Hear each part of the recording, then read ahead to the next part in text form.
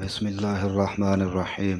حضرت عائشہ رضی اللہ عنہ بیان کرتی ہیں کہ رسول اللہ صلی اللہ علیہ وآلہ وسلم جب اعتکاف کا ارادہ فرماتے تو صبح کی نماز ادا کرتے، پھر اس جگہ داخل ہو جاتے جس میں اعتکاف بیٹھنے کا آپ کا ارادہ ہوتا۔ جب آپ کا ارادہ رمضان المبارک کے آخری عشرے میں اعتکاف کرنے کا ہوتا تو آپ کے لیے خیمہ لگا دیا جاتا۔ حضرت عائشہ رضی اللہ عنہا نے بھی حکم دیا تو ان کے لیے بھی خیمہ لگا دیا گیا، اور حضرت حفصہ رضی اللہ عنہا نے حکم دیا تو ان کے لیے بھی خیمہ لگا دیا گیا۔ پھر جب حضرت زینب رضی اللہ عنہا نے ان کا خیمہ لگا دیکھا تو انہوں نے بھی خیمہ لگانے کا حکم دے دیا تو ان کے لیے بھی خیمہ لگا دیا گیا۔ پھر جب رسول اللہ صلی اللہ علیہ وآلہ وسلم نے یہ منظر دیکھا تو رمضان المبارک میں اعتکاف نہ کیا اور آپ نے شوال میں اعتکاف کیا۔ صحیح ابن خزیمہ حدیث نمبر 2217۔ حضرت ابو سعید خدری رضی اللہ عنہ بیان کرتے ہیں، ہم نے رسول اللہ صلی اللہ علیہ وآلہ وسلم کے ساتھ رمضان المبارک کے درمیانی عشرے کا اعتکاف کیا۔ پھر جب آپ نے 20 تاریخ کی صبح کی اور ہم واپس چلے گئے تو آپ سو گئے۔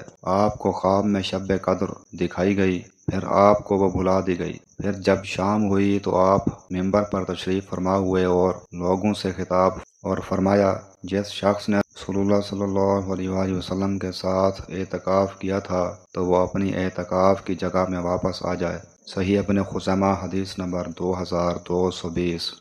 حضرت ابو ہریرہ رضی اللہ عنہ بیان کرتے ہیں کہ رسول اللہ صلی اللہ علیہ وآلہ وسلم ہر رمضان المبارک میں آخری عشرے میں اعتکاف کرتے تھے۔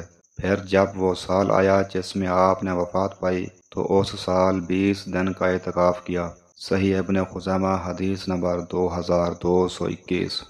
حضرت سالم بن عبداللہ بن عمر بیان کرتے ہیں کہ میں نے اپنے والد گرامی کو بیان کرتے ہوئے سنا، نبی کریم صلی اللہ علیہ وآلہ وسلم کے صحابہ رمضان المبارک کے درمیانے 7 دنوں سے آگے بڑھ گئے تو نبی کریم صلی اللہ علیہ وآلہ وسلم نے فرمایا، تم میں سے جو شخص شب قدر کو تلاش کرنا چاہتا ہو تو وہ اسے آخری 7 دنوں میں تلاش کر لے۔ صحیح ابن خزیمہ حدیث نمبر 2222۔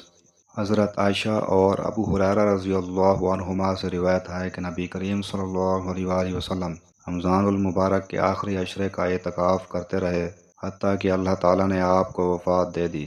صحیح ابن خزیمہ حدیث نمبر 2223۔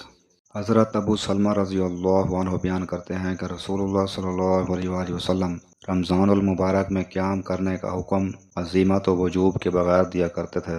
آپ فرماتے تھے، جس شخص نے ایمان و ثواب کی نیت سے رمضان کا قیام کیا تو اس کے گزشتہ گناہ معاف کر دیے جاتے ہیں۔ صحیح ابن خزیمہ حدیث نمبر 2202۔ حضرت ابو ہریرہ رضی اللہ عنہ سے روایت ہے کہ رسول اللہ صلی اللہ علیہ وآلہ وسلم نے فرمایا، جس شخص نے رمضان المبارک کا قیام ایمان اور ثواب کی نیت کے ساتھ کیا اس کے گناہ بخش دیے جاتے ہیں۔ صحیح ابن خزیمہ حدیث نمبر 2203۔